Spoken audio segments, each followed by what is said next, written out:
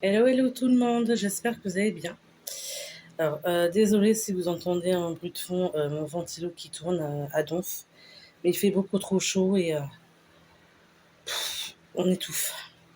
Donc vous verrez aussi mes cheveux un peu volés du coup par rapport à ça. Donc moi je vous reviens pour une vidéo concernant des achats que j'ai fait chez Cultura. C'est essentiellement des livres. Enfin, c'est pas essentiellement, c'est que des livres. Donc je vais vous faire voir ça tout de suite. Alors, je me suis pris celui-ci. De Lindsay Walker qui s'appelle Ma voisine. Je pensais qu'elle était parfaite, j'avais tort. Donc c'était aux éditions Les Escales Noires. Alors au niveau résumé, ma voisine, une mère idéale, une épouse irréprochable, la perfection incarnée, enfin, c'est ce que je croyais. 5 enfants modèles, du pain fait maison qui cuit au four tous les matins, un vrai mariage d'amour avec son petit ami du lycée. Ma voisine est la parfaite femme au foyer. Alors pourquoi est-elle si froide avec moi? Pourquoi ses enfants ne vont-ils pas à l'école? Pourquoi la famille ne se rend-elle jamais en ville? Ma voisine cache quelque chose, moi aussi. Donc, c'est le nouveau thriller de mystique addictif. Et je l'ai payé 21,90 €. Ensuite, je me suis pris celui-ci. Hop, alors je vous enlève le bandeau. Tac, pour que vous puissiez me voir. Voilà, je trouve ça beaucoup plus joli sans le bandeau.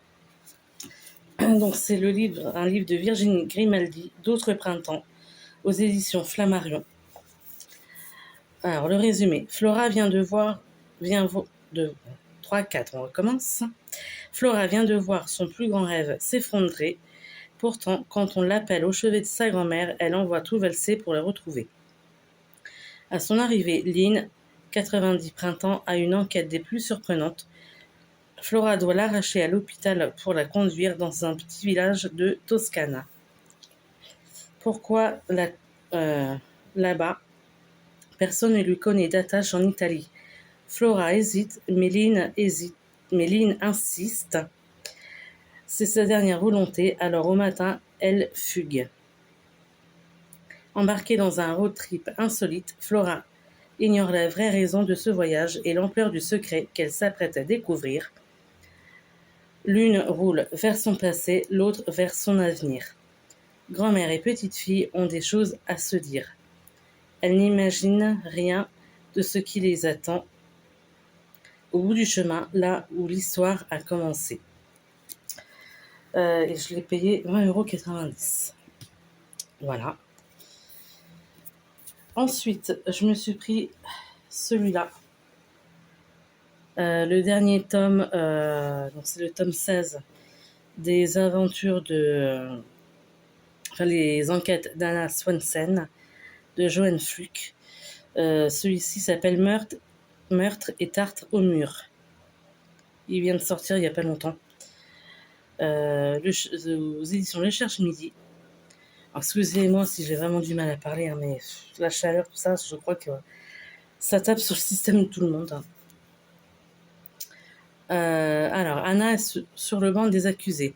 Ces derniers temps, tout est calme à Lake Eden, petite bourgade du Minnesota. Anna Swanson prépare tranquillement ses délicieuses pâtisseries dans sa boutique, le Cookie Jar.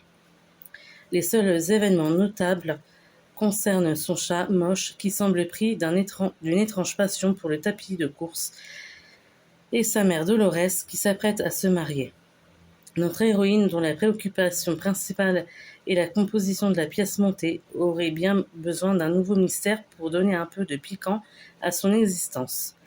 Lorsque celui-ci se présente enfin, ce n'est hélas pas du tout comme l'apprenti détective l'avait imaginé. Après la mort d'un inconnu sur une route déserte par une nuit d'orage, Anna est en effet accusée du crime et envoyée à la prison de Winnetka. Libérée sur caution, dans l'attente de son procès, elle va devoir cette fois mener une enquête très particulière, non pas sur un éventuel coupable, mais sur la victime, Qui est cet inconnu et que faisait-il à l'Éden? Sa recherche de la vérité va orienter notre pâtissière préférée dans une direction inattendue qui bouleversera la vie paisible de la petite ville. Anna inculpée pour homicide, si cette aventure inhabituelle a pour notre héroïne l'acidité de la mûre, la douceur des recettes réconfortantes incluses en ces pages, heureusement rétablir l'équilibre. Un délice en tout point parfait. Donc celui-ci, je l'ai payé 15,90 €. Voilà. Hop. Excusez-moi. Et alors, pour terminer, je me suis pris celui-là. Le dernier tome, c'est le tome 5 des amandes, c'est le serment des Deveril, filles d'Irlande, de Santa Montefiore, aux éditions Verso. Est-ce que je vous lis le résumé ou pas? Oui. Bon, pour ceux qui ne connaissent pas, je vous laisserai aller voir le résumé des autres sur Internet si ça vous intéresse. Toute grande famille a ses secrets, ses fantômes, ses serments. Margot Hart se rend en Irlande pour rédiger la biographie de l'illustre famille Deveril et percer les lourds secrets de son passé. Elle ne pouvait trouver meilleure résidence d'écriture pour ce célèbre château transformé en palace. En revanche, sa rencontre avec l'actuel Lord Deveril, JP, est loin de s'annoncer comme une partie de plaisir.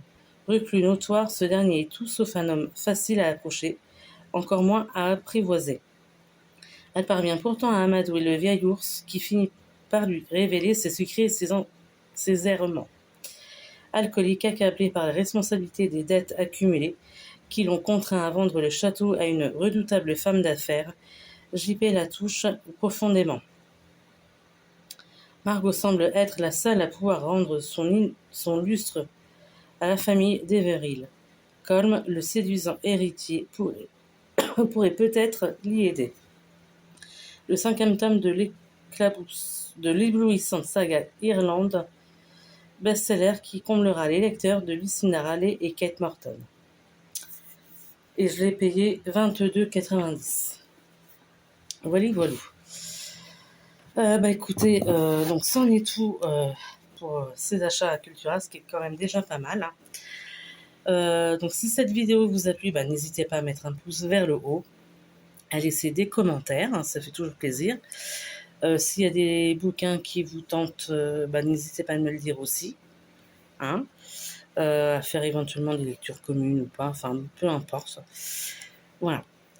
Je vous souhaite plein de bonnes choses et puis je vous dis à une prochaine et puis bon courage par cette chaleur. Salut, ciao tout le monde.